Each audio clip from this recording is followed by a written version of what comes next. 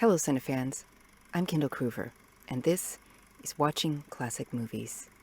Each year, in the lead up to the TCM Classic Film Festival, I see a lot of new attendees speculating and planning on social media, and I've always wanted to offer my help, but there's so much more to it than a tweet or a Facebook post could describe. So this special episode is all about my experiences at the festival and how I've learned from my mistakes over the years. I attended the TCM Classic Film Festival for the first time in 2014, and almost immediately I knew I would return. And I have for every festival since, with the exception of the two that were at home. My first year had some bumps. It took a bit of time and a lot of trial and error to learn how to enjoy this event to the fullest. With so many options, I found it was easy to burn out. But I did learn. This is how I navigate the TCM Classic Film Festival.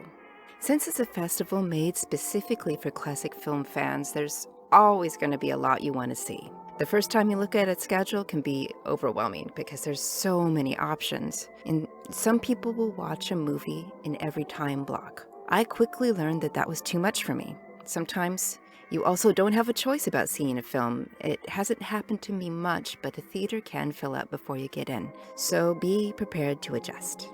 My best strategy has been to pick my must-see films and guests and make sure I line up an hour ahead of time for them.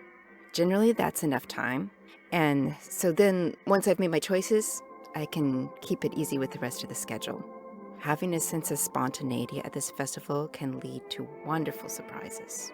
Anyone in this fandom knows how bittersweet it can be when it comes to the performers we love.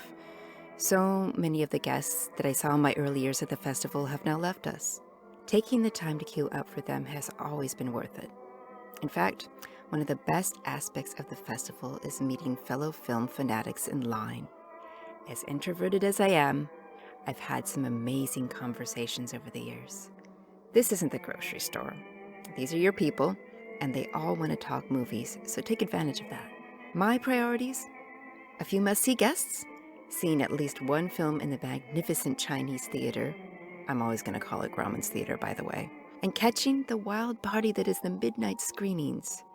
This framework ensures that I get what I want the most out of my festival experience. It takes a lot of pressure off.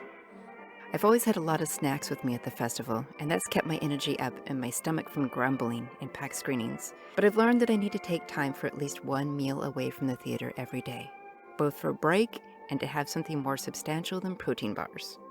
The Hollywood and Highland Mall has many quick and delicious options. Personally, I'm obsessed with the rice bowls at Jinya Ramen Express.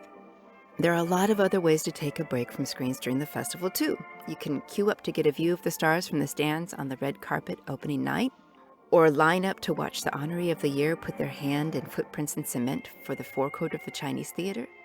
I've had incredible moments at both events. I love to spend time at Club TCM in the Roosevelt Hotel because it's such a calm environment compared to the chaos of Hollywood Boulevard and the movie multiplex. If there were only a club like this I could go to year-round. In addition to the great programming, there's always a lot of art, costumes, and film artifacts to admire. This club is in the Blossom Room, which is the location of the first Academy Award ceremony. It's always a thrill to me to know that I am standing in a room where Mary Pickford also once stood. On the other hand, it pays to branch out into the neighborhood. Look for your favorites on the Walk of Fame, buy way too many books and stills at Larry Edmunds' bookshop, check out the bizarre contraptions and beautiful costumes at the Hollywood Museum. I like to give my schedule some breathing room so I can wander a bit. One year, I decided to get a flattened penny from every machine on Hollywood Boulevard. There were a lot. At the end of my journey, I even taught a trio of Japanese tourists how to use one of the machines. One of the things that fascinates me about the festival is that there are so many ways to approach it. When my friends and I compare schedules, it always blows my mind how different our experiences have been. The best years, I've gone with a plan and enjoyed the various diversions instead of resisting them. There's so much going on that there's always something to compensate for the disappointments. It's always an amazing time. I've made some of my best memories here, and that's why I keep coming back. Thank you for listening. This is Kendall Kruver, watching classic movies in Hollywood. Until next time.